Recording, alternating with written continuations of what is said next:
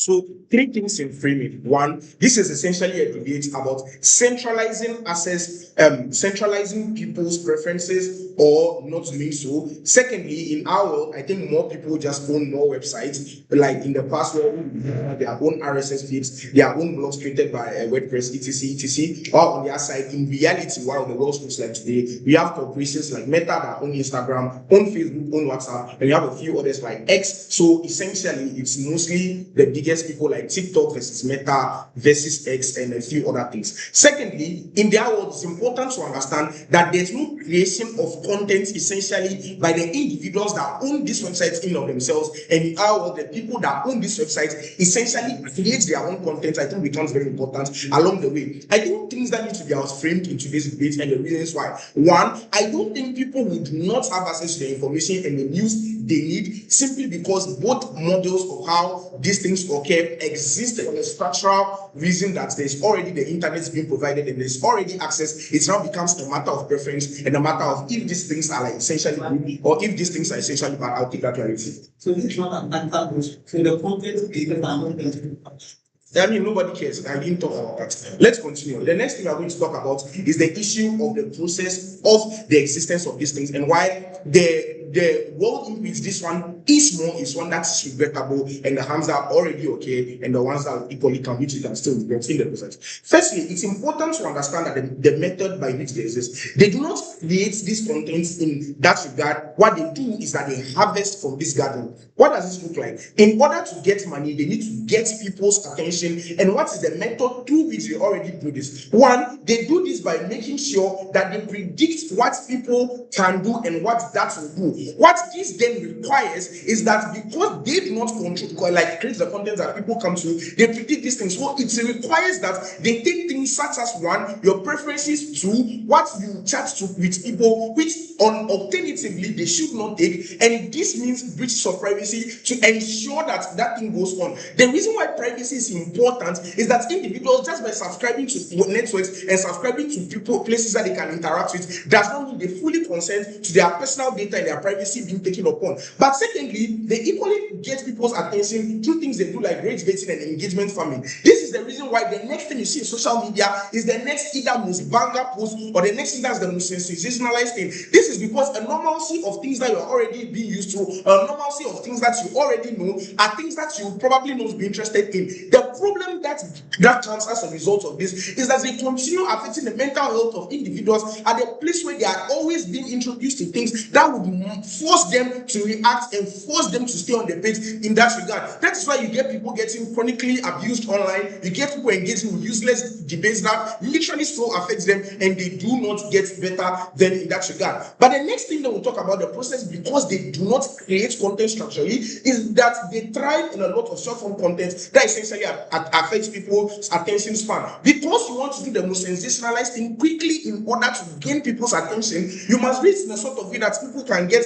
that sort of dopamine release when they scroll through this thing and engage in doom scrolling. The problem with that is that people's attention spans go slow, and the ability for them to concentrate and do other things in the long term is one that becomes extremely difficult then in that regard. So one thing on the issue that they don't create, and then the three structural reasons and why that is incredibly bad with impact. The second thing in its very existence, comparatively, that makes it worse is that the moderation difficulty that happens in a world of decentralization where there's a lot more individuals that own these places that these things come from and create content in and of themselves, is that it is very difficult to garner a large number of individuals at one place. So I consistently read Tejas' like WordPress on structural whatever it is that you always write all the time, because everyone cannot know, and because there's a lot of competition, because there's so many individuals and so many preferences, a lot of people cannot get to these places, which means in the comment sections, in the chats, in the sort of conversations they have, when they engage in things that are not ethical or anti the things that go on there,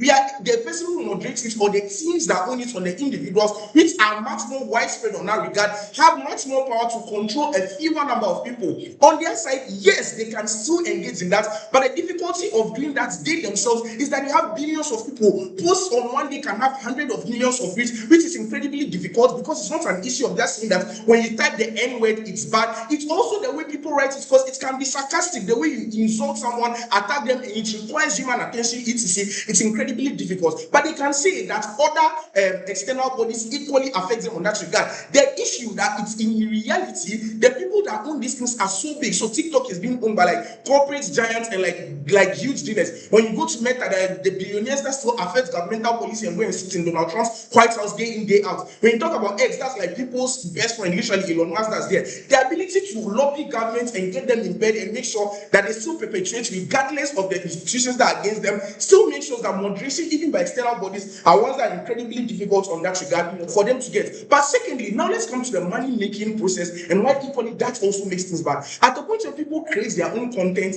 and they get things, it means there's like things like direct sponsorship from like people that pay them or advertise things on that regard. But the point where the corporation literally does not create these things and they thrive on people creating and people seeing it to get much more money and still exist, it means they must make sure that these arts and things are things that they can get people POI.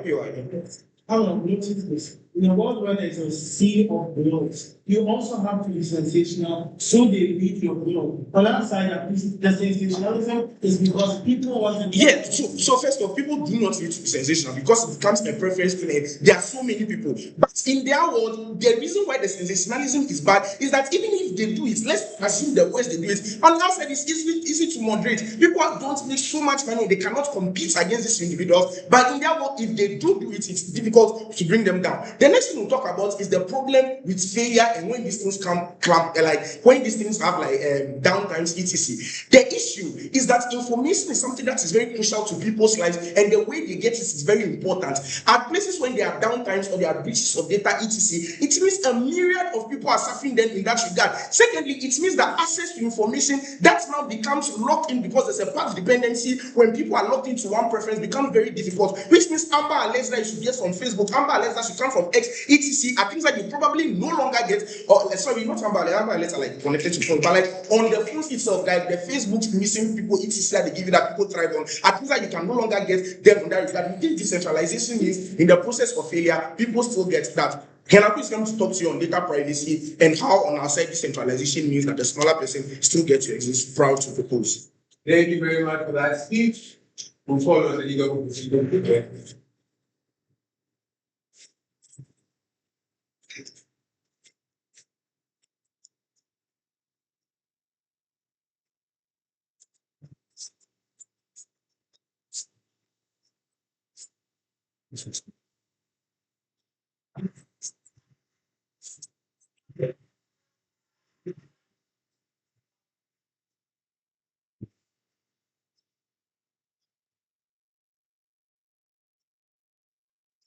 Okay, so if you have a PI, just raise your hands.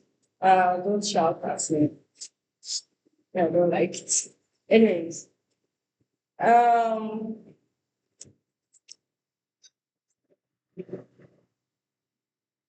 going to start my speech in 3, 2, 1. Hello, it is ridiculous for opening government to try to claim the impact and say the comparative with debates that everybody still participates on their world, right? Absolutely no analysis to how suddenly this RSS system, the way it was before, having suddenly like everybody has the ability and technical expertise to participate. Like they can't claim that impact, right? It's just not possible. But I'm going to explain more on why that's the most ridiculous things that they say in their world, right? But I think firstly on framing, right? What it means outside of the world is basically less gatekeeping and people being able to publish like what they want. So everybody is able to access the internet to just create an account and like obviously that particular kind of access. But also, right, I think like it's important for us to know that the internet is self-correcting, right? So outside of the world where it's centralized with apps, it's one that is self-correcting. So that's why we have things like self-checkers, fact-checkers, people that de-influence. So even apart from I'm going to analyze more on checks and balances, but apart from even that, even other creators on the internet particularly create their entire content about influencing other people's influencers,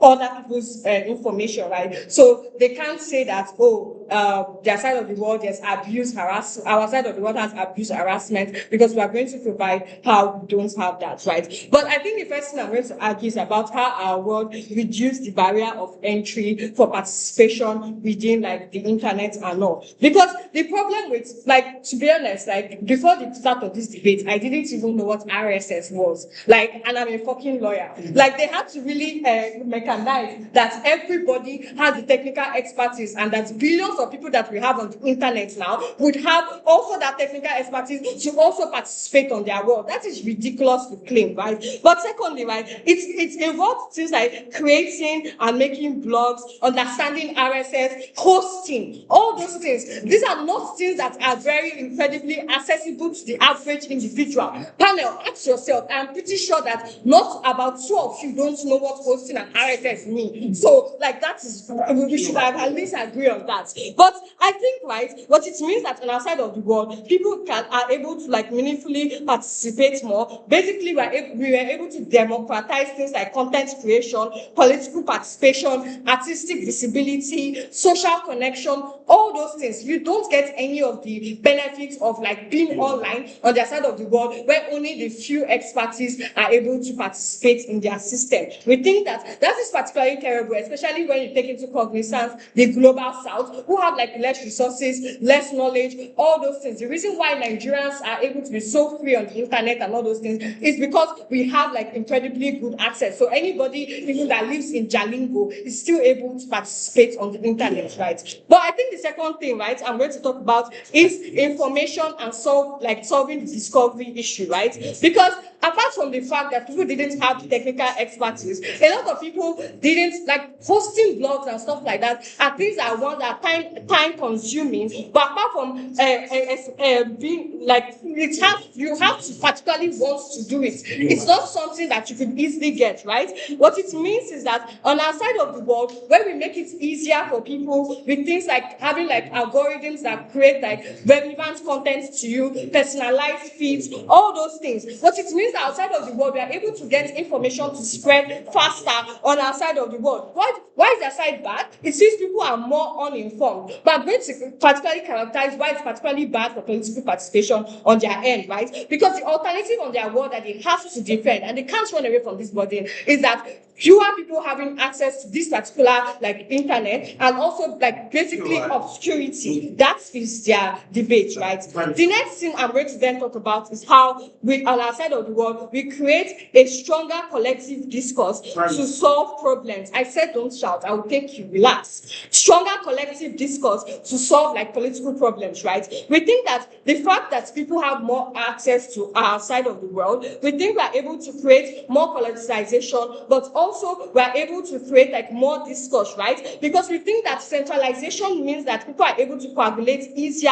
against oppressive systems than having like just different people owning blogs. Why is this important? It means that on the outside of the world, we are the only side that is able to reduce the significant overarching power of the state, right? Because states can easily like manipulate like really big medias and all. That is why, if not for the internet and the easy access to internet in Nigeria, right, nobody would know any problems in Nigeria. You'll be watching NTA and you'll be watching anti-local dancers, because that is all they show. They don't show what the fucking problems are within the country. We think that the access when many people are able to participate on our side of the world, many people are able to share all those things, meaning that people are more likely going to come together on our side. The very easy example is that Arab Spring literally happened through Facebook. The Nepal thing that just happened like a few months ago, where they literally voted a new president through Discord. This is what centralization has done. We think we are able to get political mobilization on our side of the world. The side of the world, more governments just able to manipulate systems. We don't think we want that.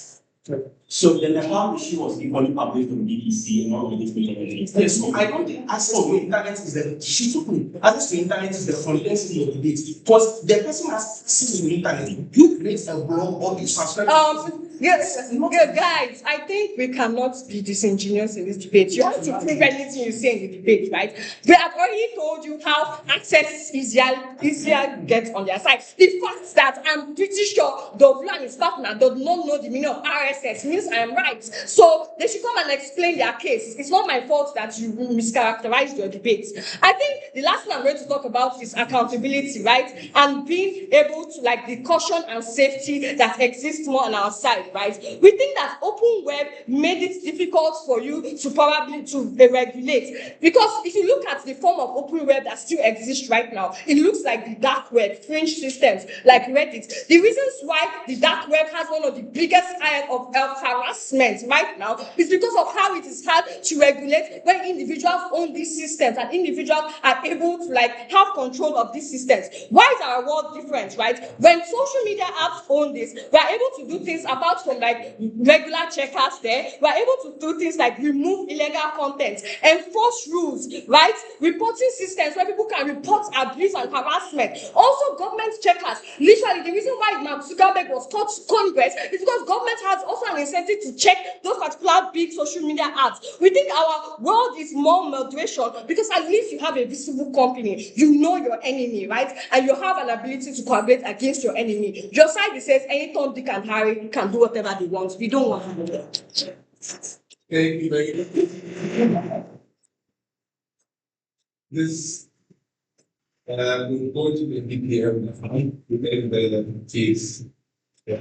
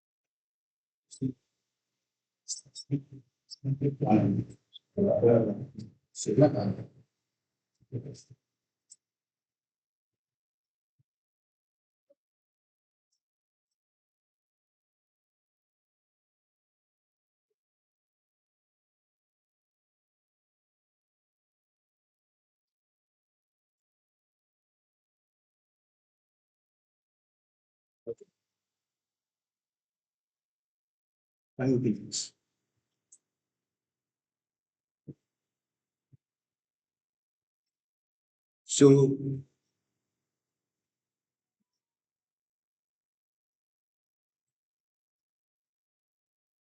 the first thing I'm going to do is to establish what the difference is between our world and their world. And you realize that a lot of the challenges that they have with the debates is not something that is exclusive to us. The first thing I want you to recognize is that people have access to the internet. The debate then becomes the way in which they use the access that they have to the internet. On one hand, which is our side, when you want to create information, you create a blog post. On their world, when you want to create information, you use centralized tools like Facebook, TikTok. What that essentially means is that for a person that does not know the mechanisms of YouTube and that does not know the way in which you post something on YouTube, that person is probably somebody that does not have access to information or does not know how to create content. If that person cannot create a blog post on our world, they have to explain why that same person knows the way in which the mechanisms of YouTube is, and for some reason they can also create content on their world. The second thing is the people that then receive the information. On our world, for you to be able to get access to information, it has to be intentional discovery as per the info slide. So you have to look for the information and seek for the information. The comparative in their world is that there are a lot of centralized tools like TikTok that pump the information to you, even when you don't go and look for the information. This looks like the multitude of short form content and doom scrolling that consistently exists across the social media platforms, from Reddit to Facebook to Instagram. That's something that does not exist in our world, because the way in which people get access to information is by intentionally discovering them in that regard. What is the implication of this? First of all, it explains to you that accessibility is not really the issue, because accessibility exists on both worlds. And in instances whereby accessibility does not exist on our world, accessibility equally does not exist for their world. And I think it is quite crucial, because I can explain to you the multiple nuances it actually takes to be able to create content on YouTube, and how difficult it actually is for a lot of people. What that essentially means is that they can also not be able to create that content. But it's not only for YouTube, but it's for all other things that exist. For example, knowing the way in which the algorithm works for Instagram to be able to effectively create content, or the multiple moving parts of Instagram and all of those things. So if it is difficult on our world, it's probably even more difficult than on their world. Before I proceed, I'll take things. So you need to understand, it's not just about the ability to access the platform and create it, but then who controls the platform and the security of the platform. And that's where the problem is. And that's the second part of the comparative. In our world, there are no centralized bodies that control platforms. So the internet exists and it is decentralized. So everybody is an owner in some sort if they create their blog post. The comparative in their world is that there are houses, or there are certain tools, or there are certain, let me say, media companies that create create the platform. What does this look like? It means that you have something like Facebook, that is a tool under which people can get access to it. Why is this something that is crucial? It means that when governments want to do certain things like censor individuals, they can take down Facebook, and by taking down Facebook, all individuals that have access to Facebook do not have access to Facebook, and for that reason, they cannot engage in their things. Sure. Equally, they can take down Discord, and if they take down Discord, people cannot engage in that activities. The comparative in our world is that if the government want to censor individuals, they literally have to completely shut down the internet, because it is a decentralized system that does not exist in the hands of specific companies, but exists in the hands of all individuals that have the capacity to equally create their content, and all individuals that have the capacity to get access to the content. But the second thing I want to analyze is the way in which these specific companies work. So, for example, and I want it to be clear, it's in India world whereby you have these monopolistic companies, or you have these oligopoly companies that exist like Facebook and all of those things. Yeah. What then is the problem? The way in which these companies are able to thrive is that they are able to pump a lot of content into the system to be able to make sure that the people that subscribe to their specific social media platform are able to get access to content. This is something that is quite crucial, because the comparative on what I've already explained is intentional discovery. If you want people not to discover things intentionally, and you want them to for example, based on the algorithm, you get access to specific cases. What usually happens is that there is the propensity for you to consistently make sure that that content is something that is short form content and that is sensationalist in its nature, because it is not a model whereby people are going for it. It's a model whereby you are drawing the people in, and in order to draw the people in, you need to make it as sensationalist as possible. In a world whereby the discovery is much more intentional, and whereby we don't have these platforms having the capacity to do something like this, what's more likely going to happen is that there is a less likelihood for the short form content to exist, because people have to subscribe to your whatever you are doing in order to be able to get access to your content. It means that they have to consistently do research. Subscription probably exists in their world, but the truth of the matter is that for TikTok, a lot of the way in which people engage in content is not through subscription. So you go to your For You page, and then there's a lot of content that just exists that you have not subscribed to. It means that the likelihood of individuals thoroughly looking at the content is something that is less, and that's exactly the reason why most of the content that exists is sensationalist and it's much more short form. What is the implication of this? One, it means that even if these two people get access to information, they equally get access to information on our world, but the information they get on our world is much more quality, because it is less likely to be sensationalist, even if it can exist, as compared to their world that is more likely to be sensationalist. Equally, it means the extent to which this impacts the decisions that individuals make is significantly worse in their world as compared to our world. Okay, so what they want us to do is that Kristian take down Facebook and Instagram against the guy and Aisha. Like that's their goal. No. Like, what is this? See, listen. if you want to censor people in our world, it is not taking down Elisha and Peace JK. If you want to censor people, you have to take down everybody on the web. If you want to censor people in their world, you just have to take down their platform. Then it trickles down to all the people that exist in the platform. And that's where the problem exists. But this is where it is quite crucial. The way in which governmental agencies have interacted with specific individuals has been very bad. Why is this something that is true? One is because when these companies exist as entities, they have the capacity in terms of resources to be able to lobby government. This is something that is crucial because outside of autocratic governments that will clamp them down, in democratic system whereby they can actually use lobbying mechanisms, they are able to lobby for certain things like breach of data privacy as a means of being consistently perpetuating the things that they do, to be able to harvest data, to be able to do their specific things. In the comparative, you as an individual cannot lobby the government because you do not have the capacity to. And if it is decentralized, if I want the government to do something, I have to use other mechanisms like voting and all of those things. The comparative in their word is that the company has the capacity to lobby the government because they have the resources to be able to do these things. And that's something that is very pernicious because the consistency propagates a lot of harm to the people that are consistent consumers from them. But it is very difficult to hold them accountable because the mechanisms of holding them accountable have been teached by these individuals precisely because they have the capacity to do so. I think at the end of today's debate, we are very comparative in both worlds and we take them at their best. They ignore a bulk of the analysis that gets specifically from Dorvlo and they just decide to be flippant. We are proud to be opening the vote. Thank you very much for that speech. The following is going to be given.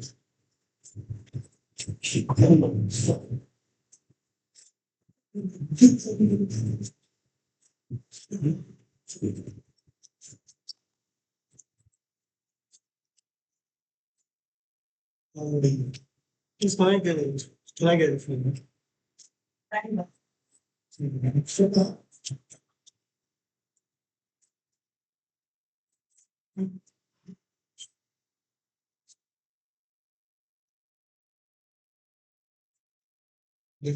I'll take 2 POS. Oju says the comparative is between opening a blog or subscribing to Facebook.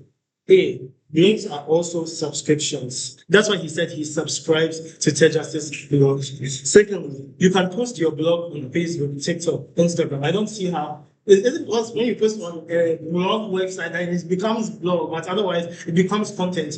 They're just throwing words around. 3, they say people around the world can stumble on your content without you having to hope that you somehow get them to encounter your content. That's not true. That's on our side. It's on our side that people can stumble on your content and see that, oh, this guy from Africa actually makes great content. That's how you are going to find out about people from underrepresented regions. On his side, until you mention that specific blog site name, you're not going to see that person's content unless he's lying. I'll prove that he's lying. Next, he says this debate is about sensationalization and brainwash, and the issue he has with moderation is that, well, it's not fast enough. Sometimes something wrong is said and it gets hundreds of millions of views and stuff like that. Listen to this, Pana. Do you know what that means? A, Dorvlo doesn't have a problem with moderating harmful content, which he shouldn't actually, because some of those contents, like Peace tells you, spread things like rape logic and misogyny. So he can't say he has a problem with censoring them. His only issue is that it is slow. A, in the end, it gets taken down.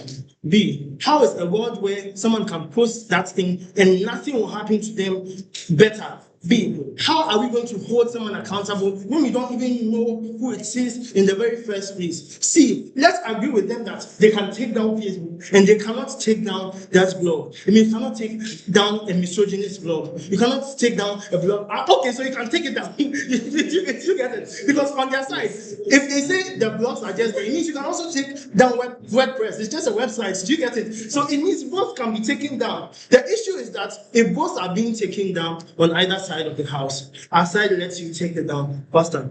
You shoot too much. DPM is just a one speaker in this debate. The first thing is that this is a regrets debate. So you are starting from status quo, going back. He says, oh, you can argue that a lot of people don't know how to create content. Not nonsense. Like, we are arguing status quo, and status quo, a lot of people, that's how brain rot. Do you know how brain rot spreads? Because everybody is creating content. Literally, you have to go back to the time when it started declining and showed that if it was today, or if we never stopped the open web, people would know how to operate websites and blogs and all of that. That is not what you did at all. Next, they say you find information intentionally, and that's the only way you should find information. Peace tells you certain things. Who is looking for the numbers of women who are not allowed to go to school in Nigeria? Who is looking for the numbers of women who are facing abuse? Who is looking for the numbers on racism? Nobody cares about that. It's only on our side. That's why Dorvlo tells you about Amber Alert and try to change his mind. It is on our side that we tell you a child is missing everyone. Look for that child. How do we do that if there is no centralization? On his side, you have to beg every blogger to come and post it. And if the truth is that those bloggers are making this for money, you have to pay every blogger just so that they can spread out an issue that is critical. And some of these issues are time bound. You cannot win. They said it is easy to take it down. First, it is something that has not happened up to 10 times in real life. Secondly, this is something that the government does only when people are talking bad about that government. Do you know what it means? It means that these are the sites that are giving people freedom to stand up against oppressive government. Why are governments going to take it down if it's not something that is, it means it liberates people and governments don't like that. Three, VPNs and Starlink have helped some people in that instances to even tweet or post despite the blockade. Four, people have used other apps that governments they don't know enough to block, like Snapchat, like Douyin, like AppScroll, like Red Note. When TikTok was being banned in the US, it means he has to prove that the government can ban every single website in the world for it to be true. Once we have social media, there's so many social media agencies we can get to. Let me break down the clickbait claim so that there's nothing like that. Hold on, listen. Clickbait headline started for web publishing. One, A, because it was harder for bloggers to get noticed. B, look at then just take your website, let's take your laptop. You see website advertisements, the pop-up location, autoplay video when you're trying to download something. Who is doing that? It is the bloggers because they're trying to get attention. It is literally a very invasive way of doing that. Three, they say that they want us to go back to the world where there is the open web. What does the open web look like? The Daily Mail has a sidebar of shame. You have issues like people spreading rape content, spreading content that hurts people. That is not what we are closing in this world because no, Opana, this debate is about the decline, not putting it away totally. What you should know is that there are still, for example, government websites. There are still, for example, NGO websites. There are still, for example, websites that allow women to get accessible abortions in case their governments don't allow it. Those websites still exist within the decline. They don't show you any delta of how there's some important content be that because of Facebook, it's not coming out. They just say, oh, people should be able to post what they want. I'll take them first. So how do RSS Elisha is the one who can't tell them. Yeah, so because they cannot take them down, you see there's a difficult this we have to go against giant people in them. But secondly, the second mechanism is this. Hello, China, Cuba, Ethiopia, Uganda has blocked many sites without the call. I don't know how blocking a website. You have to call Mark Zuckerberg before you block a website. So do you think the K University called Betway to tell them, hello, we are blocking Betway from our Wi-Fi? That's not how it works. That's not how it works. You have just blatantly ignorance. And that's why peace tells you that a team that doesn't know how this debate works clearly cannot win this debate. Let's go to RSS feeds and why that is nonsense. Because everything that anyone is going to tell you is this, that RSS feeds in itself allow bloggers to have ownership. So that's if that's your consideration, usually will just case to be fair. But two things you should note. A, ownership does not necessarily mean that once there is no ownership, you don't get credit and make money from what you have produced. So for example, creators get paid all the time. What's the time? Like if someone posts something, even when big agencies post, they say credit to this account. It means that you still get traffic, you still get people noticing you, you still get a chance of virality. Our case is that this decline has saved a lot of third world people from poverty. The fact that you know that you can wake up one day and be viral and lift your parents out of poverty, lift your country out of poverty is liberating. A blog can never do that for you. Proud. Thank you very much. That brings us to the end. So we have now followed the new path. Exactly. So now here.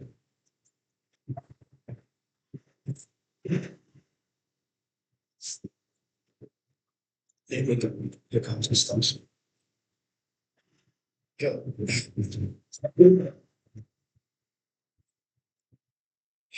Ready?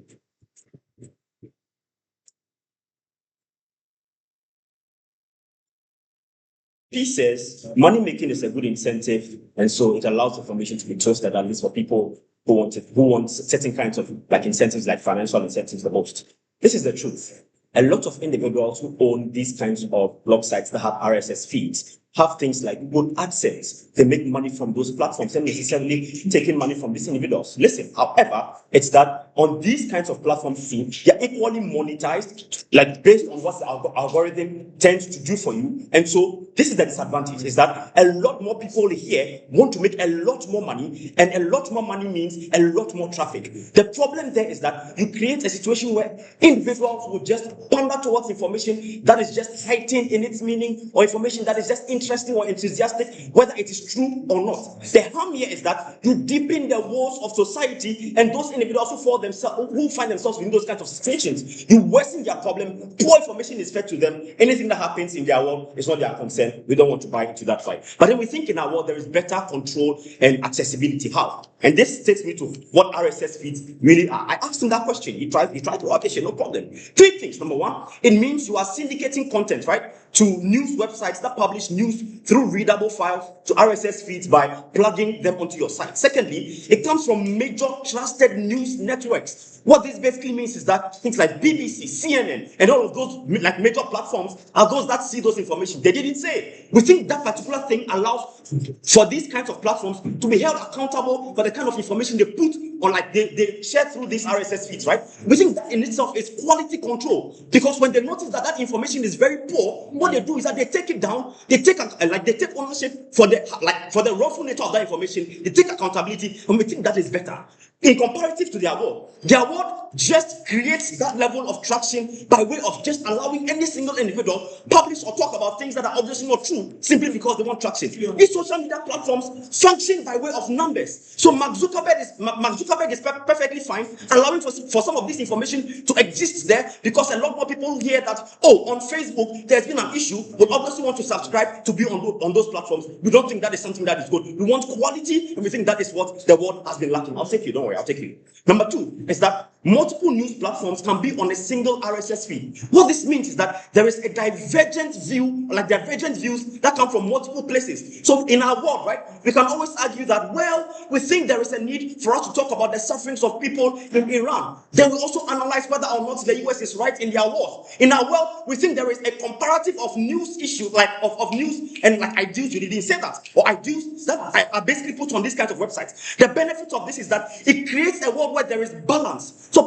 in our world, we have a lot of balance. The comparative. In this guy's world, the balance is simple. Pander towards where your ideals are directional the most. Individuals who find themselves on these platforms, right? Elon Musk is a conservative, and when he's crazy, he goes liberal sometimes, right? So we think as and when his emotions are if his emotions are directed towards a particular topic, you have a lot of news that is coming towards, a lot of news that is targeted towards those kinds of ideals. We don't think that is something that is good. Mark Zuckerberg is always in the loop. We don't think that people should pander towards where these kinds of people would have their interest station, right? The second thing they say is that there's a barrier of entry. You don't need to be a professional IT psychopath to be able to create a blog site. Relax. We don't think that you need to be as crazy to understand coding, to understand all of these programming languages, to be able to create a blog site with RSS feeds. For fuck's sake, there is information on the internet. There's a lot on YouTube. You can always access it. We don't think there is any barrier of information. In your world, the barrier of information is marked by the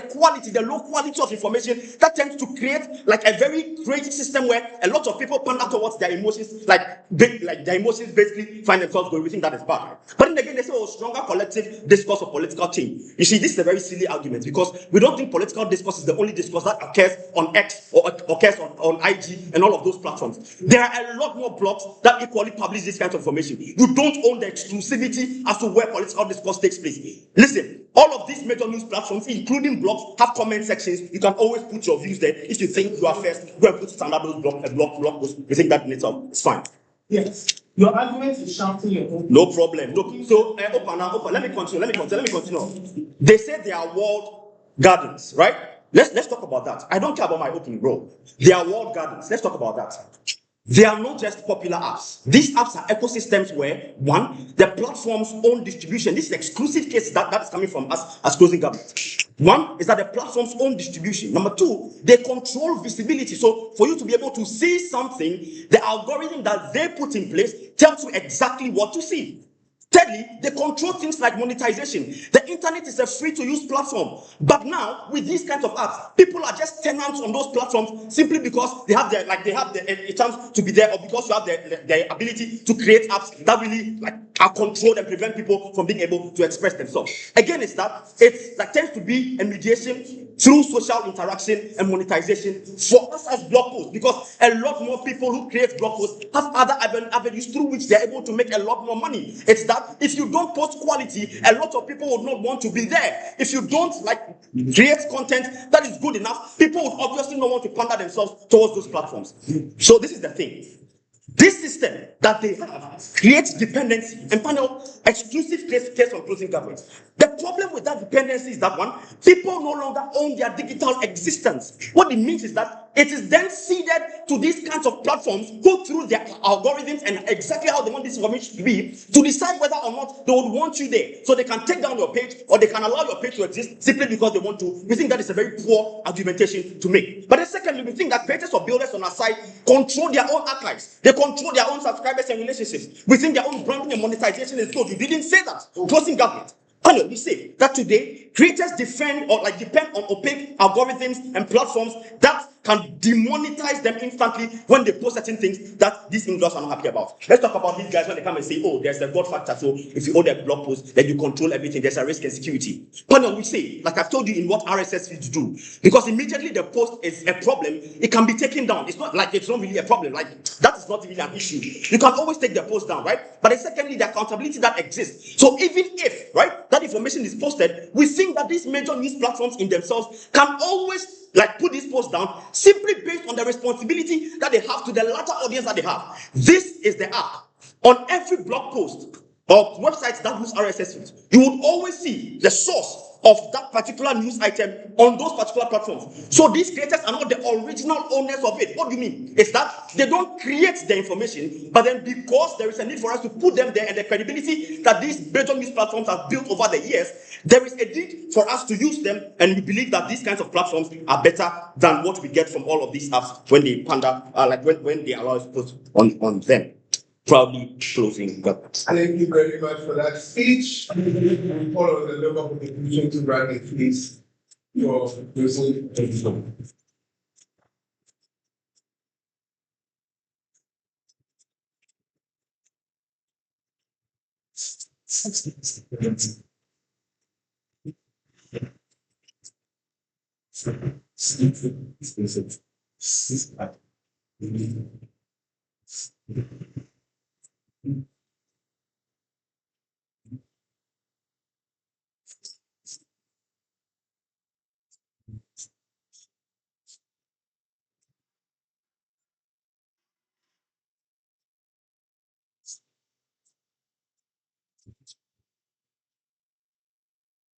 Either.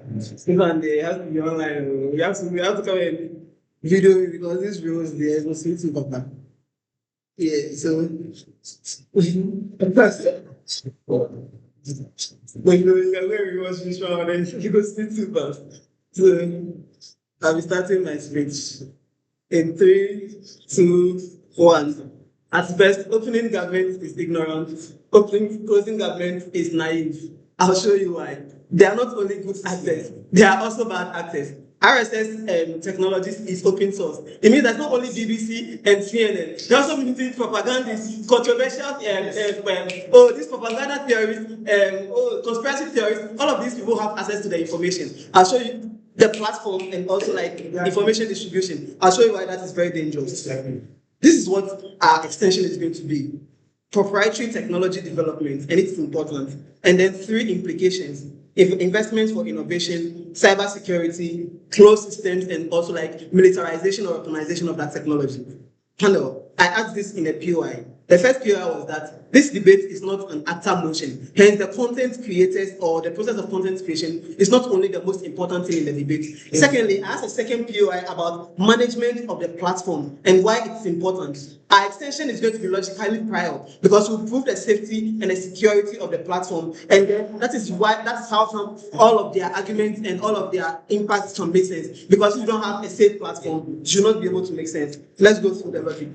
Panel, you need to understand proprietary technology development. It looks like something that is owned, controlled, and exclusively manufactured by a particular individual or company. The difference on their side is that while we can give you recognition for creation and ownership, management is like much more decentralized, which is something that is in the info slide, right? That's the comparative. It means that our side is protected by things like trademarks, copyright, and patents and things like that. Their side, by principle, must be open, else people will not be able to have that level of access that they preach and talk about, right? There are 4 things that are needed for management of these things. Number 1, things like the development of the platform, things like introducing new features and things like that. Number 2, things like security, protecting the users there and preventing things like data breaches and data leaks and things like that. Number 3, things like incentivizing, so the ability to easily monetize this technology, but then also the willingness for like other companies to be able to participate or help you. Things like for the companies that allow for financial transfer, things like your ability to be able to send money across the platform, to pay things like subscription and things like that. All of these things are so important, which is why walled gardens are very important, and which is why their rise made open like web decline so significantly. The implications: number 1, innovation and investment. You need to understand that walled gardens mean the platform is controlled very tightly. It means that ownership structure is very easy to know. Why? Because we know who built the platform, we know who contributed to the technology, we know who is the main owner and other like founders and things like that. The reason why this is important is because the financial control and like the control of the market or the company becomes very easy to know. It's not like a murky ground where while one person owns it, because of distributed management, ownership and content ownership on the main structure becomes difficult. On our side, it's very easy to know because very few people own it, and the others are just shareholders and investors. The reason why this is important is because contributing or investing into this technology is very easy. Your return is very much guaranteed. You are not going to face a lot of lawsuits because things like ownership and things like contribution affecting your like financials and things like that. Number 2, better quality of products. Why? Because this the management and existence of the platform is tied to financial incentives and returns. It means that you have an incentive to create better quality so that you maintain the people on the platform, so that you earn from them and also pay your people. Number 3, monetization, which is skill. Even if there's monetization on their side, on our side, we have skill. It means we are far more better. We are able to create more money for a lot of people, which is an impact of things talked about. And also serving people and giving a lot of access. Number 2, cyber security, which is where these people come in, right? You need to understand that open web has open access to information. It means the information is not encrypted. If you encrypt it, it becomes very much difficult for people to have back-end access, which affects access to a barrier of access and things like that. Their case is that you have easier access and barrier and things like that. The reason why that barrier should be very high on our side is because of things like cyber security and the propensity for data breach and things like that. It means that lower barrier gives them access, but then it also makes them very, very vulnerable, which is why on WhatsApp it is said end-to-end encrypted. You know why when you're on public Wi-Fi networks on things like airports and things like that, you are advised to use VPNs, because when you have access to internet through these sources, the like back-end access is also very open to a lot of people, which is why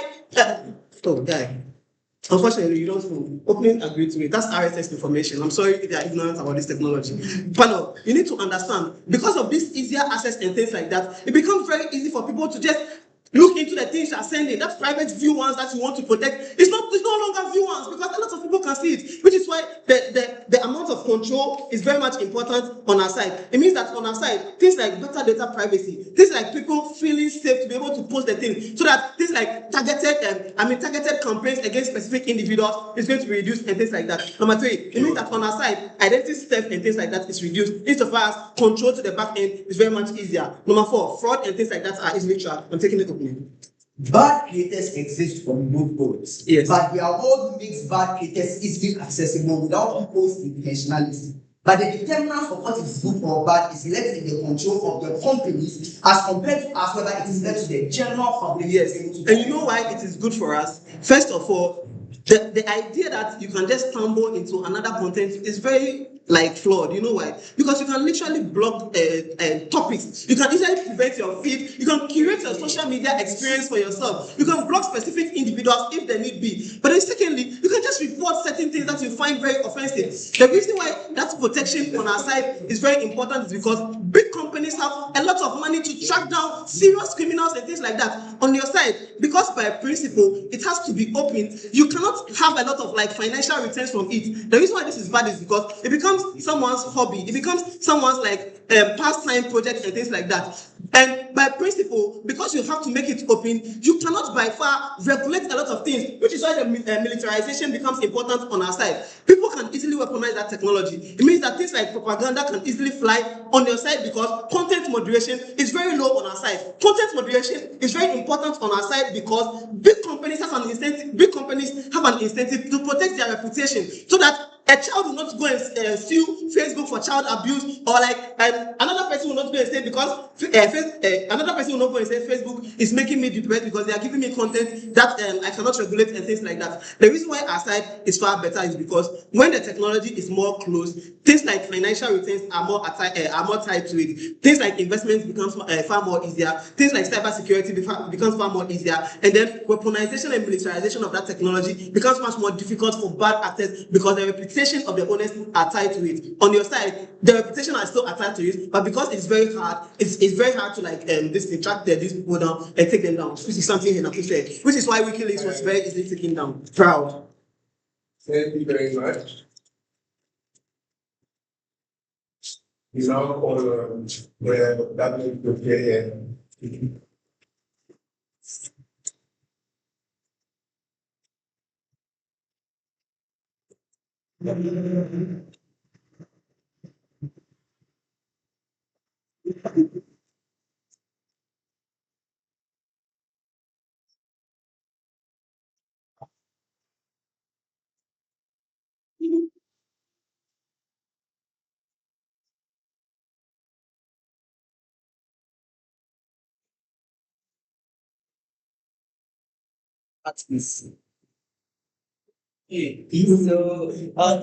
As she should answer. yeah. She just shouted mad. She just shouted mad as if she wasn't asking of you. I'll take you. I'll take you. I was kidding. I'll take you. Assuming I'm audible, I'll start my speech in 3, 2, 1. So, Opana, the first engagement is on CEOs. The reason is simple because of recency bias.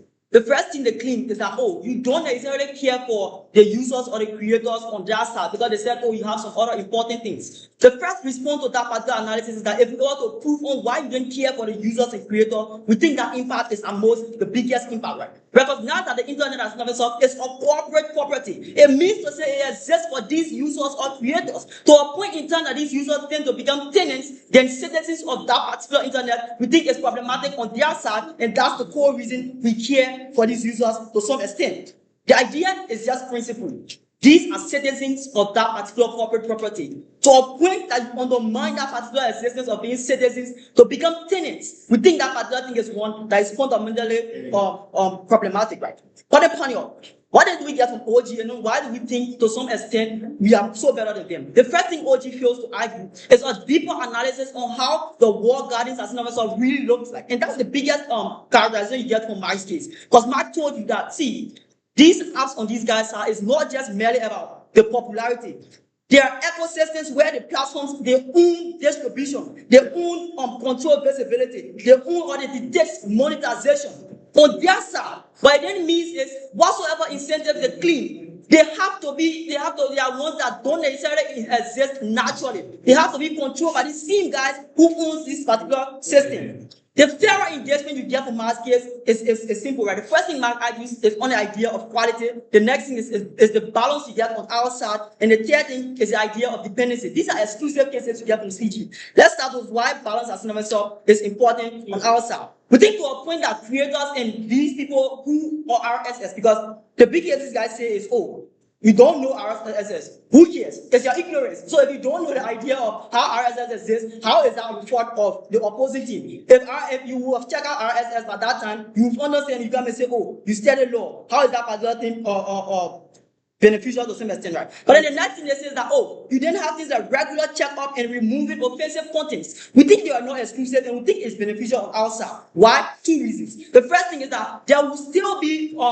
check and balance when it comes to the contents that's being posted. So even on RSS, if I post about a job and you feel offended, you still have the capacity to take that particular conversation legally and I will be accountable for it. I don't see why to some extent accountability is one that is exclusively beneficial on their side. We think on our side you still have to accounting for things they post on RSS or do things like email, right? But then on the biggest clash of accessibility, and that's why we engage them better. The first thing on OG says that because PM says if it doesn't exist on your side, it doesn't exist on our side. We think that is not sufficient. But then CG comes and says, we don't necessarily just prioritize things like accessing. We also want things like security to some extent. They fail to mechanize on how the security system as well is one that's genuinely exclusive. What they then say is that you didn't have things like cyber security, so things like the end-to-end security, end-to-end encryption.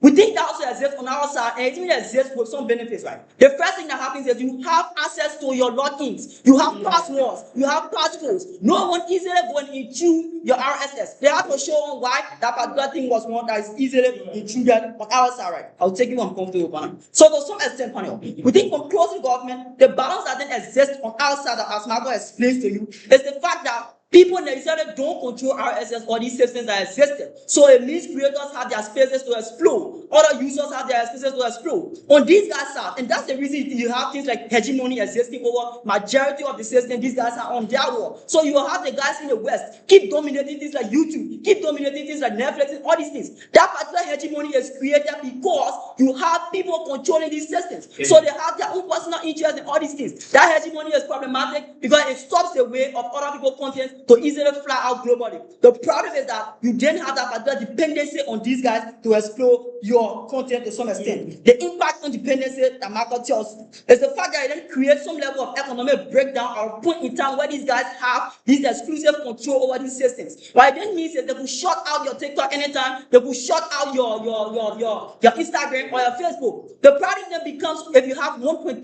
million followers on TikTok and it's taken away, you then have that particular economic breakdown immediately. That particular marginalization shows on why the psychological harms these guys claim exist on our side better or on their side better, because it's proving from CECs. The psychological harm will exist where you have followers and these guys just have whatsoever power to take them away.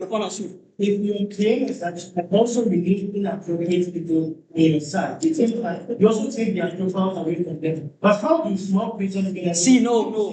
Nah. The claim is Opana. The claim is not you remove people. You don't have control over people over RSS. You don't come and take out your account. The thing is simple. If you make a post on your side and I'm offended, I have a response. So I could go legal or whatsoever way. I could even treat you back. We don't see why that particular thing is one that is different on your side. The case from CG is clear. We don't have control over your account. We don't see how we take over that particular account to some extent, right? For the panel, the next thing Marco tells you, this is very important. Recognize that what actually happens on the open web actually is one that does not merely exist about aesthetics. Because these guys just have Instagram, things like Facebook, and all these things. We think that particular open web actually existed where there was ownership for users. So users own their websites, they have their audience engagement, they have distribution methods. That means a blogger could move posts, a blogger could redesign freely and retain subscribers on our side of the world. On these guys' side, bloggers or whosoever users don't necessarily have that particular capacity to just explode. It's within the confine of these guys who control this platform that dictate how your particular conversation should go like that. But the most important thing on the open web, as Marco tells you, is the low incentive for variety. So to some extent, you didn't have whatever monetization you have on our side because there is no unified control system. What then happens is you are not on one algorithm that is being controlled by maybe Mark Zuckerberg or maybe Jeff Bezos or whosoever. What that means is you don't have a perfect outrage of things like your content genuinely spread. You have a discourse that is of a niche content. You also have creators that optimize for loyal communities rather than the mass communities. The engagement these guys say on their side, on how you easily tend to meet people. Even if your content is published, you have 1.3 million views. It's still these guys who control to some extent how you get that particular monetization. We don't see on why our side you don't get monetization because the biggest thing is say, oh, RSS, and they consider that see on RSS, we also have things like access to monetization. For the fact that monetization exists on our side, we think the reason it's more beneficial on their side is because your content goes out genuinely and you find a real community instead of just Mark Zuckerberg recommending your content because of their personal interest. We think we are proud to win from CG. Thank you very much. So let's do this for us. Let's follow on the opportunity.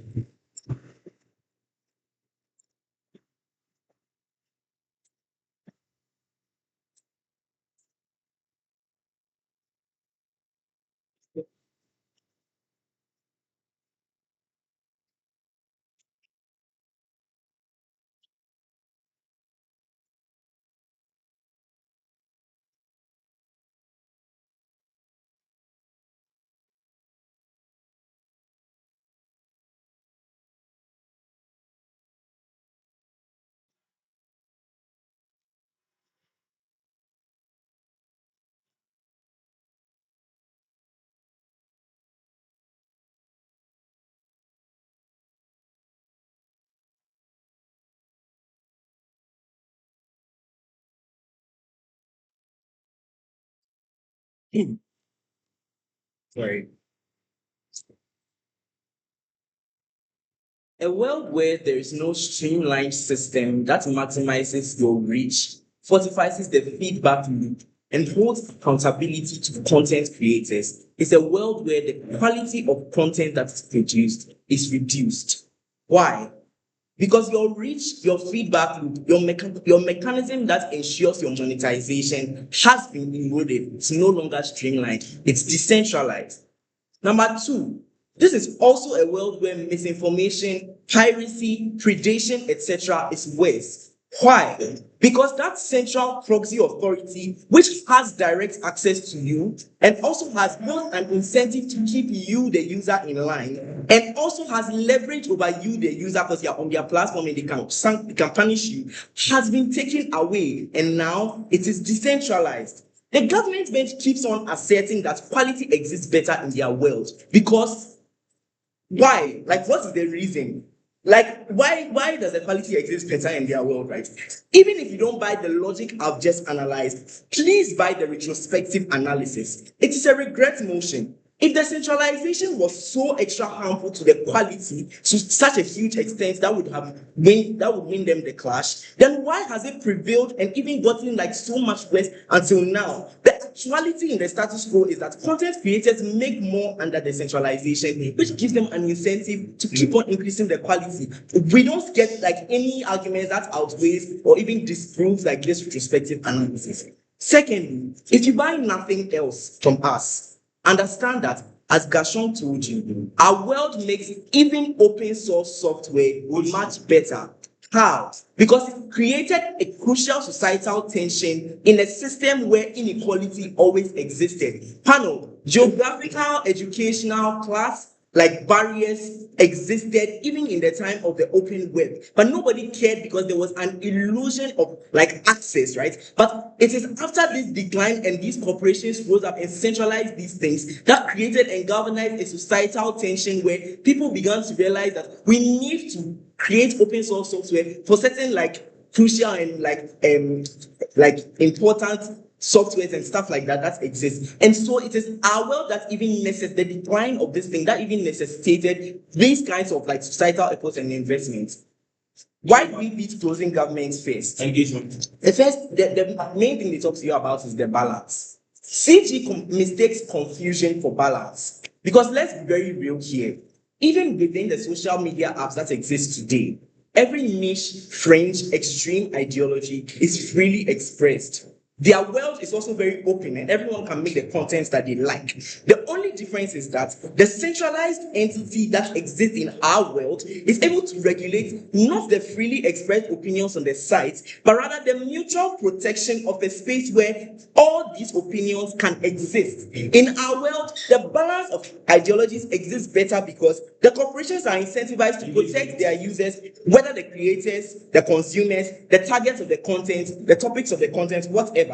In CG's world, regulating and protecting users is decentralized. There is no streamlined way, there's no target, no point of contact that you can easily hold accountable to protect what a person sees and what they don't see. Everything is just available to you. Like, even if you buy their case where access is absolute, right? That's not balance. That's confusion. Think about age restrictions, racial preferences, violence, and sexually explicit content, etc. Comparatively, our world reduces unwanted exposure to these things while also maximizing the access to the kinds of content that you really want. Which brings me to the second thing they say, which is dependency on corporations, right? Dependency on corporations. Okay, but why is the dependency bad exactly, right? Number one, consumers curate their feeds. They follow, unfollow, and block. They can opt in and out of specific algorithm functions like personalized ads on certain social media apps, etc. Garshong mentions this, right? The only level of mandated compulsory dependence on the algorithm is the baseline algorithm of the site, which you need to give you the quality content or the preference that you want, right? Apart from that, everything else is optional to a large extent, and human beings opt in and out of those things. But number three, the dependency, even if you don't buy that, listen, the dependency on those corporations is also mitigated by larger oversized bodies like states which can sanction and block accordingly, right? But number four, the dependency on the corporation is, even if you don't buy any of this, the dependency on the corporation is the necessary trade-off that we make for the ability to increase innovation, target accountability, and maximize reach on our side. Even if you take them at their best, they don't weigh the harm that they face against all of the benefits that we mentioned to you. That's why they lose. OG. No response to how companies need to harvest data to function. No response to lobbying and privacy. But when we say censorship, CG says control. When we say oligopoly, they say the lack of balance. Even philosophers bear this on the internet without BBC. Okay, thank you. Their only exclusive case is something that's not. Okay, yeah, let's take out opening government, right? The first thing is on consumer capitalism, the idea that corporations are evil and manipulated. The mechanization that makes this case relevant is the conversation on scale, i.e., that corporations monopolize huge portions of the consumer market, which increases things like misinformation, cyberbullying, etc. Number one, Garshong already explains to you the societal agency that existed and necessitated that these bad things happen in order for developments to happen, accountability, regulation, etc. But secondly, their side of the world is also profit incentivized, mind you. The only difference is that the streamlined system of income generation and maximization doesn't exist. But that is fundamentally better for our side because you get that from Garshong that the monopolization creates a suitable point of contact where things like education, regulation, of platforms, accountability metrics, etc., can be instituted, right? But secondly, understand, even on the clash of sensationalization versus access, right, which happened in the opening half. OG says, the centralization breeds more sensationalization and inflammatory contents and all of that. And then opening opposition responds and says, but that centralization also increased the reach of access to content and reduced systemic barriers for it. Garshong tells you that harm is a worthy trade-off because the centralization itself increased these cyber security concerns and these misinformation concerns, etc. Right? But secondly, he tells you that even the concept of open source software as a necessity for poor and disadvantaged communities is only gained a lot of buy-in after this decline happened, which means that the decline was necessary to be able to get the kind of galvanization and collectivization that ended up actualizing things for us. We think that closing up with the transfer. Thank you very much.